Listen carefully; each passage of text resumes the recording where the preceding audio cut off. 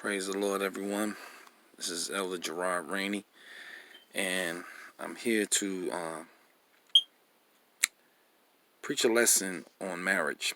And the title of this teaching is Wives and Husbands, Listen Up, Cherish or Perish. And I'm coming from Colossians 3:18 and 19. Put my glasses on. And it reads, Wives, submit to your own husbands as it is fitting to the Lord. Husbands, love your wives and do not be bitter towards them. Okay, Colossians 3:18 means wives should honor their husbands through God's covenant in which he has ordained between the two parties. How does she do that? 7 things. Number 1, let him take lead. Okay. 2, ask him for his opinion. 3, think of his needs. Number 4, try not to criticize him or speak negatively of him. And 5, be intimate frequently. 6, talk to him about the changes in your marriage. And 7, do not accept abusive behavior. When you do those things, it gives the husband the mere inkling that he's valued, supported, and respected. Okay? Marriage is not designed for women or men who are selfish and hard-headed. Those 7 things I've just mentioned, for those wives who have long sought for instructions on how to properly submit. And a lot of women have a negative connotation with submit. Submit means to respect or honor. Submit to your husbands. But to do that, you have to deny yourself. You have to humble yourself and leave tradition and upbringing as well as others piquing your ear based on their experiences or even yours into your marriage. Leave that stuff behind. Ladies, communication is important in a marriage. That's how both parties grow. When a husband attempts to express himself about the status of the marriage to his wife and she's not allowing him to get a word in edgewise, then ladies, you're being defensive. And guess what? Another version of your husband is going to transition into somebody you will eventually dislike.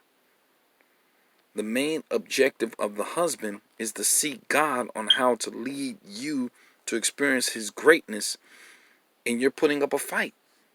Stop rebelling by, for instance, not growing together spiritually by attending different churches. That's not the order. If the husband is being taught one thing, and then the wife is being taught a different thing, that covenant is broken. There's no covenant. And ladies, you have to understand that. You can't go by tradition. Okay? And that is not the order. When you dishonor your husband's covenant in leadership, you're being disobedient to God. And baby, you're going to be stuck like Chuck. Women, wake up. When that man genuinely loves you with the agape love, and he's going to have the best of intentions for you. Even if he slips up, he put his best foot forward. Don't fight him, because you're in battle with yourself in reality. There are things that are attached to your flesh. You let your flesh and your emotions overrule the logic, because you have to submit to God for him to, crucify your flesh so you can grow in spirit in truth with your husband. That's what it's about. And it has to be fitting to the Lord. It has to be appropriate. Okay? Because there's decency and order in things. So the husband can't treat the wife any way they want, but at the same time, the wife has to honor that husband and respect him by trusting him in the covenant. When you said I do, you telling God you trust this man. So you can't be under a different covenant. Okay? Now, Colossians 3:19 means husbands, love your wives and don't treat them with hostility and rudeness. Easier said than done. Frankly, oftentimes that in itself is quite a challenge for us as men. However, it is an instruction from God. Love is not just an emotion. It is an action and a choice that is up to us to follow. Wives, just as the word says, you're a crown to your husband. You want to be treated like the queen that you are, treat him like a king and not a joker. Let's work with each other. Ladies, there are some things that you do that can hurt him, and he still loves you despite that.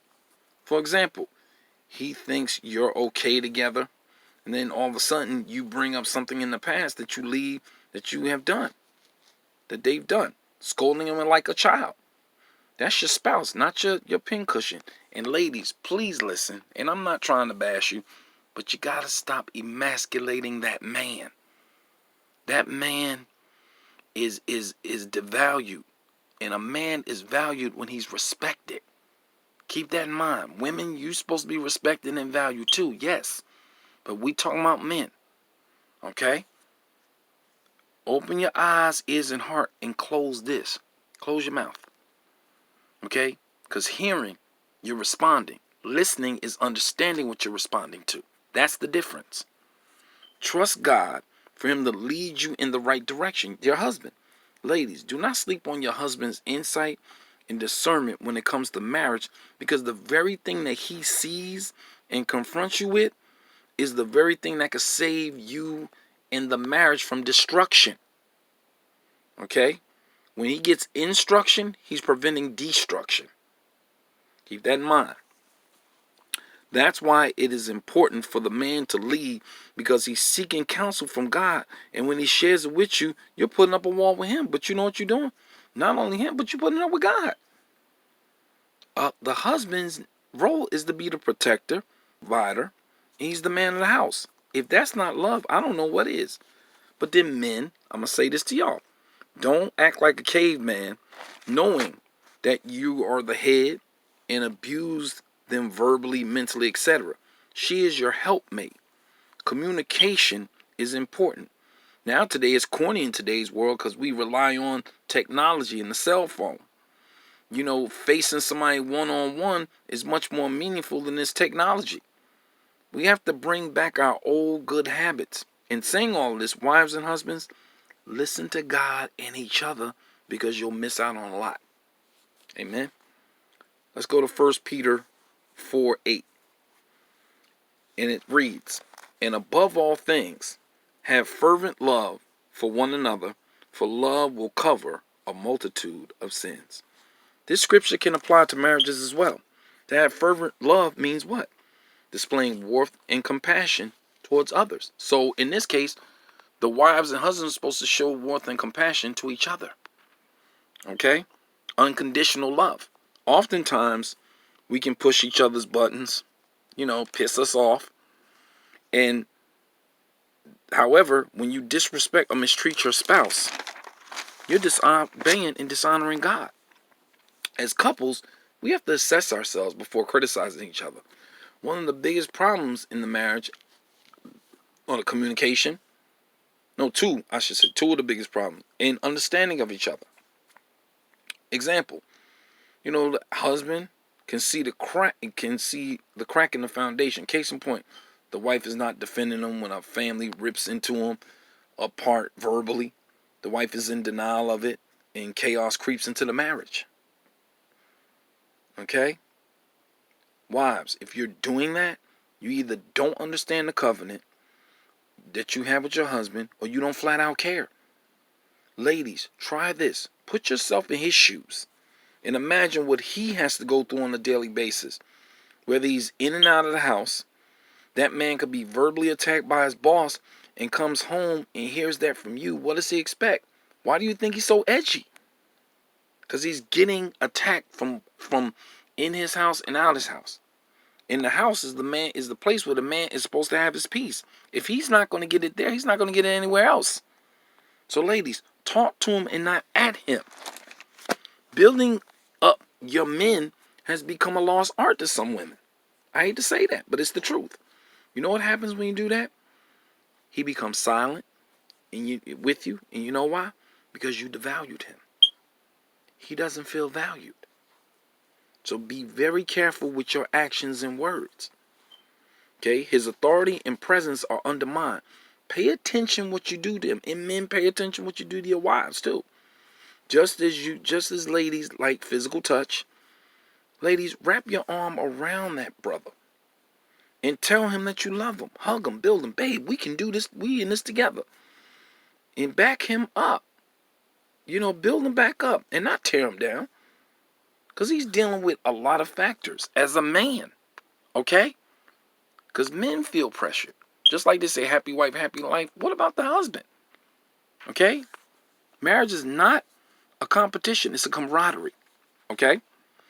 Learn how to be demonstrative with love. Prior to studying the word, your actions and perceptions justify how you really feel about someone. Love does cover a multitude of sins. It's not to throw around in a scheming way. It is an action. Husbands, you too. Go back to the routines, like going on dates. Keep the spark alive. Love messages, flowers, etc. Sometimes getting out of the house and talking to each other in an unfamiliar environment and not some screaming match at home. Talk to each other both softly and sincerely, as well as to listen to each other. Hostility is absolutely unnecessary to resolve conflicts. Instead of tearing each other down. Spouses applaud each other's efforts instead of tearing each other down. When you demonstrate that, the peace you both have long sought for will reemerge in your household. Love can cover anger, resentment, rejection, disrespect, having high opinions, etc. Cherish each other. That's it. You either cherish or perish. Now let's go to the final scripture, and then after this we're gonna be closing. 12:4 in Proverbs. It says, "A virtuous woman is a crown to her husband, but she that maketh ashamed is as rottenness in his bones." Okay, wives, you're being compared to a crown. That's honorable. Marriage is honorable. And guess what a crown is? It's a head garment in which you are proud to wear by honoring your husband with love and respect. We just don't want love, men. We want respect. Okay? Whether we deserve it or not, if we are married, we still a man in that house. Still a man in the house. Don't get it twisted.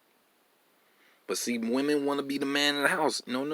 It's about staying in your lane, so to speak. To be frank. Okay? Women, you have authority, but it's God, the husband, the wife, and then the children. If anything is reprioritized, it's disarray.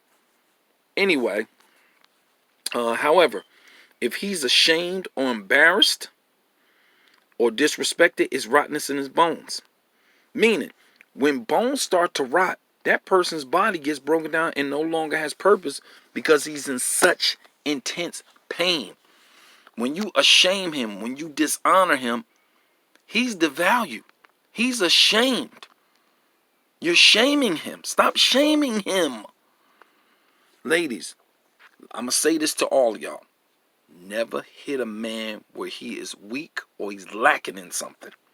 Don't you ever do that. Don't you want your man to protect you? He wants to be assured that you have his back no matter what. Men want to believe when you say you love them and have their back, and when it doesn't equate, he's going to question that. And the number one thing he wants is, again, respect.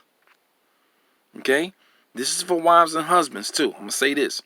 Never correct or reprimand each other publicly. Do that in private. Because your business is not everybody else's business. It is dishonorable. If men and women were to do role reversals, it would be too much for each other. Treat your man like a king, queen, and not like a joker. Wear your crown in the way it should be, with honor and dignity and respect. In closing, wives, allow your husbands to take lead within God's will. Otherwise, you will never get to experience God's greatness through him. Plus, disobedience comes with consequences. Husbands, Regardless of how your wife treats you, always show the agape love towards her, because eventually she will come around. Marriage is hard work, and it is not designed for the selfish and arrogant. When two people who are reluctant to give up on each other is a beautiful thing to be never taken for granted. Keep God in and others out of your marriage. You are each other's priority.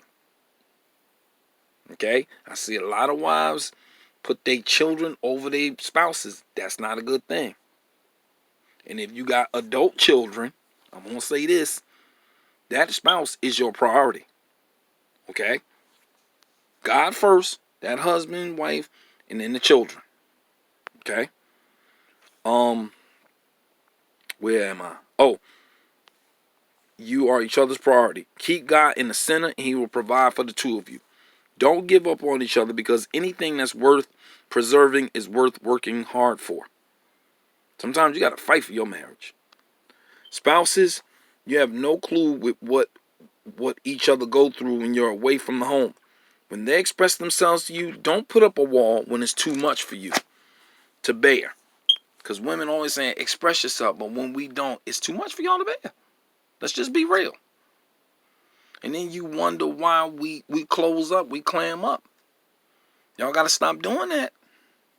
When you reject that husband or wife as they attempt to share something with you, they become resentful towards you.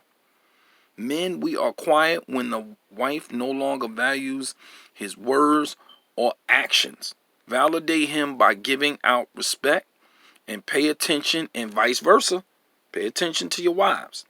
Marriage is beautiful, so you either cherish or perish. God bless you, and I hope you got something out of it. Love you.